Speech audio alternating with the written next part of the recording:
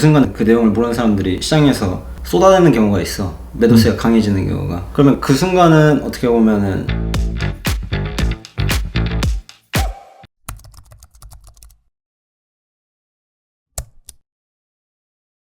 안녕하세요. 맞니? 잠깐만요. 비타 500. 나중에 이거 PPL 창고 쓰자. 우리 광고도 좀 받고 다음엔 광고도 하나 따와요.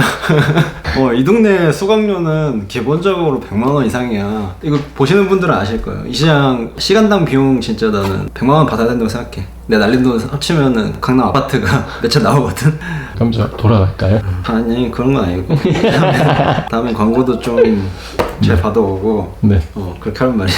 그래서 그럼 끝나고 있다가 비타 500 마시면서 여행 연습 한번 할게요. 그건 안 돼. 그런 건 제가 가져라면. 바로 손절하시네. 제 액팅은 안 돼요. 네. 어쨌거나 저희가 저번 시간에는 매매일지를 좀 써보기로 했는데 제가 잘 읽고는 있어요. 폭풍 업로드하던데? 그거에 대한 영상을 또 차주에 찍게 될 것 같고, 일단 오늘은 오르는 주식의 특징 그거 알려달라고 했잖아. 그렇죠. 이게 너무 많아가지고 오르는 주식의 특징을 설명하기에 항상 어려운 것 같아. 내가 말을 잘 못하기도 하지만 내 머릿속에 주식을 설명하는 거는 너무 많은 요소들이 떠올라서 유난히 더 그 많은 그 인과관계가 있다 보니까 쉽게 하나다 이렇게 얘기하기가 좀 어려운 것 같아. 그래서 오늘은 그래도 영상이 나가는 건 둘째치고 그냥 너 하나를 내가 둘이 얘기한다고 생각하고 편하게 얘기할게. 알겠습니다. 주가가 오르는 종목의 특징이 정말 있기는 한가요? 뭐 내가 설명한다 그래서 반드시 공식처럼 이렇게 움직인다기보다는 하나의 요소를 좀 잘 이해하는 게 더 중요한 것 같아. 당연한 말이긴 하지만 주식 구매에 대한 이제 수요 증가? 사려는 사람들이 많아지면은 주식은 당연히 오르잖아. 그렇죠. 오르는 주식은 어떤 종목이 더 인기 많냐? 그걸 우리가 파악하는 게임이다라고 다른 채널에서 얘기한 적도 있는데, 일단 1차적으로 오르는 주식들은 시장에 관심을 받는다. 그렇기 때문에 수요가 증가한다. 예를 들면 이제 시장에서의 긍정적인 뉴스, 그리고 회사의 실적. 예를 들면은 회사 이제 분기 실적 발표에 어닝 서프라이즈가 나와. 그럼 그건 공시로 뜨기 때문에 시장에 뉴스가 바로 나온단 말이야. 그러면 우리가 실적 발표일을 계속 체크하거든. 나 같은 경우에도 파운더리 안에 있는 종목들은 실적 발표일을 미리 일정표에다가 걸어놔. 그래서 몇 시에 이제 하는지까지 다 난 알고 있지. 그러면 예상 실적, 이전 실적 다 해놓고 시나리오가 이미 그려져 있어. 그러면 그때 탁 시장에서의 공시가 나오면은 그 순간을 이용해서 트레이딩을 하거든. 그래서 1차적으로 그런 어닝 서프라이즈 혹은 어닝 쇼크가 내 거래에서의 보통 오르는 주식 특징이지. 그러면 궁금한 게 저번에 시장은 탐욕으로 움직이니까 사람들의 심리를 이용하면 역발상으로도 투자해볼 수 있다 했잖아요. 그럼 이 실적 발표 때 어닝 쇼크, 어닝 서프라이즈 때도 그런 비슷한 방법으로 매매를 하기도 하나요? 근데 보통 실적은 명확한 숫자이기 때문에 보통 역발상이 적용되는 사례는 아닌 것 같고, 예를 들어서 역발상 투자라고 하면은 현대차가 뭐 실적 발표를 했는데 어닝 쇼크가 났어.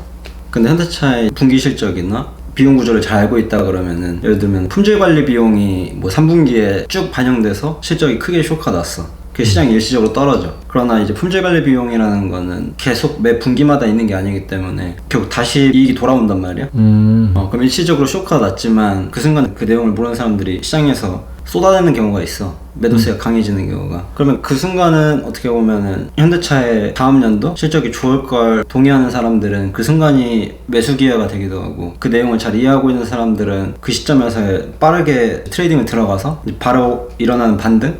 그런 수익을 노리기도 하고, 요게 조금 뭐 역발상 투자랑 좀 비슷한 사례가 될 수도 있을 것 같긴 하네. 오, 재밌네요. 네. 그리고 또 다른 뭐 신제품 출시 같은 것도 긍정적인 뉴스에 포함되거든. 예를 들어 NC 같은 경우도 리니지 M을 뭐 이제 모바일로 출시한다 그랬을 때 쭉 이제 오르기도 하잖아. 그런 거랑 이제 비슷해. 예를 들어 신약 출시한다 이런 것도 어떻게 보면 주가를 끌어올리는, 이제 기대감을 끌어올리니까 그런 것들이 이제 긍정적인 뉴스, 그리고 회사 실적, 그런 특징이 있지 오르는 주식은. 그리고 또 뭐가 있을까요? 보통 애널리스트들이 추천하면은 주가가 오르는 경우가 있거든. 뭐 목표가 상향해서 뭐 어쩌고저쩌고 하는 뉴스 많이 봤잖아. 목표가를 상향했다. 증권사 리포트에 나오는 거죠? 그렇지. 그랬을 때 애널리스트들이 특정 주식을 이제 매수 의견을 내는 경우가 있거든. 그러면 주가가 오르기도 해. 왜냐면 사람들이 그 주식에 대한 호의적인 이제 투자 심리로 바뀌다 보니까 매수세가 이어져서 주가가 오르기도 하지. 그래서 실제로 나도 리포트를 트레이딩 할 때도 매일 보는 게 그런 이유 때문에. 그럼 그거를 이용하기도 하는 거예요?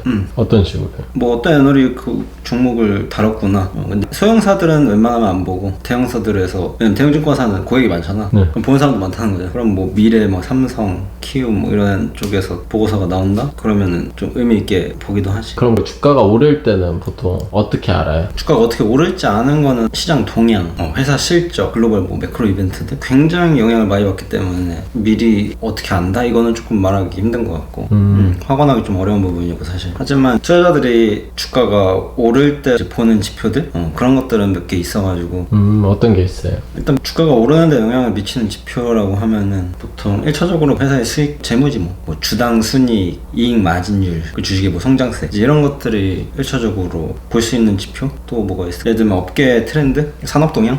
예를 들면 2차 전지가 트렌드가 되잖아. 전기차 수요가 늘어난다. 이런 것들이 산업 동향, 업계 동향에서 주가가 오르는데 파악할 수 있는 지표들 중에 또 하나고. 이런 건 아까 우리가 얘기했듯이 전반적으로 살펴야 되는 부분이야. 특정 하나를 이렇게 딱 잡아서 할 수는 없고. 그래서 보통 산업 동향 리포트도 따로 있거든. 특정 주식 리포트도 있지만 특정 산업 환경에 대한 리포트도 있어. 난 예전에 돈 내고 본 것도 몇 개 있는데 그런 건 전문 투자자 아니면 볼 필요 없는 것 같고 증권사에서 제공해주는 것도 충분히 좋기 때문에.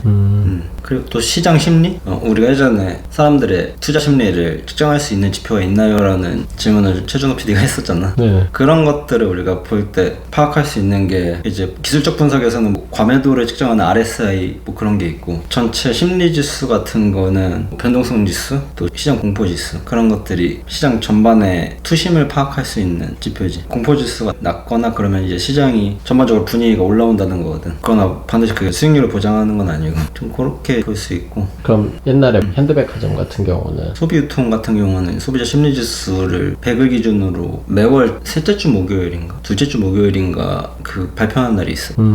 이제 그런 걸 트레이딩 할 때 이벤트로 거래하는 경우가 있고 뭐 이런 게 내가 사용하는 팁일 것 같고. 주가가 오르기 전에 뭐 우리가 볼 수 있는 지표 혹은 신호들 그런 것들을 가볍게 얘기해봤는데 이게 수익률을 보장하거나 그렇게 생각하면 절대 안 된다. 내가 이제 한참 어드바이스 하면 이거 하나만으로 수익이 보장될 것 같은 이제 그런 상상의 나를 펼치기도 하는데 나도 그랬고. 근데 이거는 단순하게 그렇게 흘러가지 않기 때문에 하나하나가 너무 다양하게 영향을 끼치는 요소가 있다. 그 하나하나를 잘 파악하는 거. 이렇게 시장에 영향을 주는구나 주가가 오르기 전에. 그런 정도만 이해하면 될 것 같아. 알겠습니다. 그러면 오르는 주식 주가라고 하니까 뭔가 거래량이 생각나는데 주가랑 거래량은 어떤 관계가 있어요? 사실 주가랑 거래량의 관계는 상당히 복잡하고 이해하기 힘들 수 있는데 실제로 상관관계가 난 있다고 생각하고 거래할 때 많이 이용하기도 하거든. 뭐 단순하진 않지만 일반적으로 거래량이 많다는 거는 일단 투자자들이 관심이 많다는 거고 특정 주식에 대한 이제 수요가 증가한다는 거니까 오르거나 내리는데 관련성이 분명히 깊은 지표라고 할 수 있어.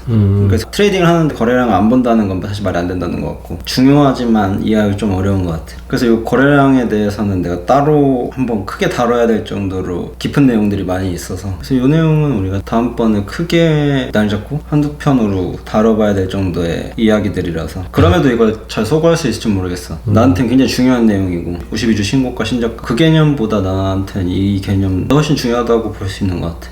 거래량이요? 거래량이 되게 다양하게 해석될 수 있고 이거 하나로 되게 많은 부분을 이해하는 데 도움을 줄 수 있기 때문에 주식시장이라는 전반에 대해서 갑자기 알고 싶어지네.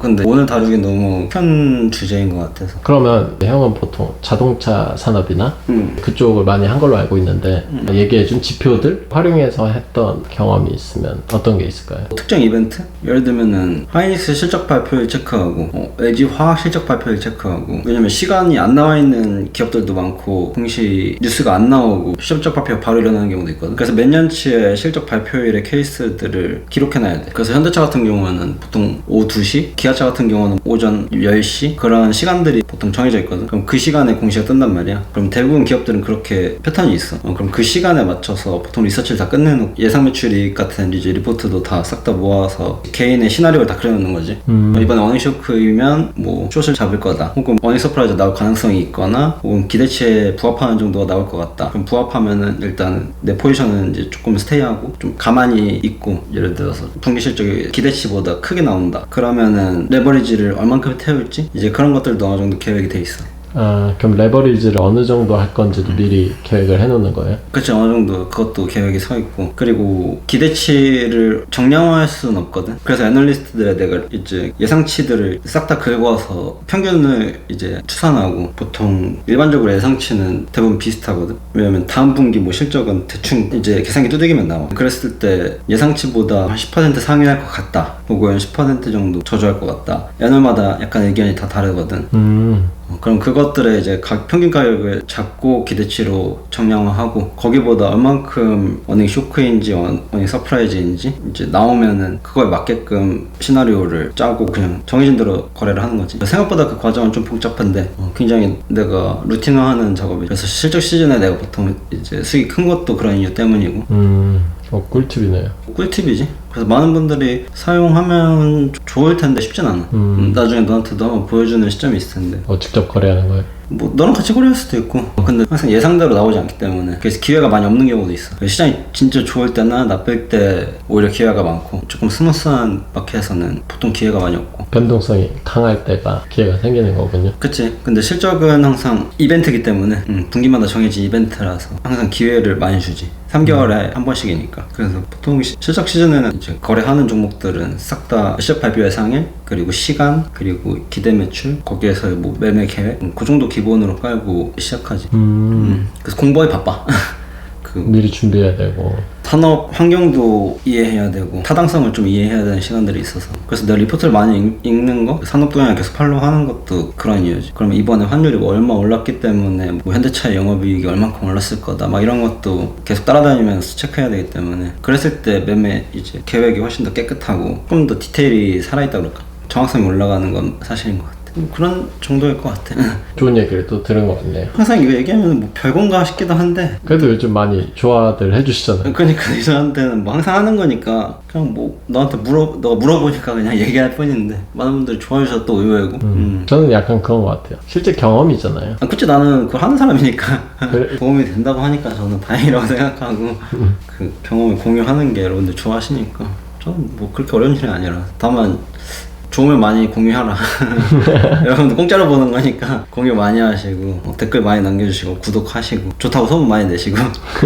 그게 이제 콘텐츠 지불이라고 생각해 주시면 될 것 같아요. 그럼 오늘은 저번 시간에 얘기하기로 한 오르는 주식의 특징에 대해서 가볍게 얘기해봤는데, 다음 시간은 일단 매매일지를 쓰고 있으니까 제가 한번 간단하게 리뷰하고 첨삭해주고. 근데 오늘 얘기한 내용 중에서 저는 거래량 얘기가 나와서 조금 놀라긴 했는데 좋은 부분이었다고 생각해서 다음 시간에 조금 추가로 저는 거래량에 대한 얘기 해줄 필요가 있다고 생각해요. 제가 그건 조금 준비를 해서 이야기를 하면 좋을 것 같아요. 거래량은 굉장히 중요하거든요, 실제로. 뭐 단순히 그게 하나가 엄청난 수익을 보장하는 건 아니지만, 주식을 하는 많은 분들이 장기 투자든 중기 투자든 단기 투자든 거래량이라는 걸 기반으로 시장을 이해하는데 크게 도움이 될 수 있어가지고. 왜냐면 우리가 시장 전반의 분위기를 파악할 때 코스피 거래대금이 얼마를 넘어섰다, 이런 얘기 뉴스 많이 보잖아요. 네네. 그게 거래량을 보는 거라고 생각하면 될 것 같고요. 시장 전반의 온도를 체크할 수도 있고, 특정 그걸 주식에 반영하면은 그 주식의 상승과 하락, 추세의 시작과 이제 하강기, 그런 것들을 접목시키면서 이해할 수 있는 중요한 부분이라서 같이 다뤄줄 필요가 있다라고 생각이 들어서 좋은 부분 얘기해줘서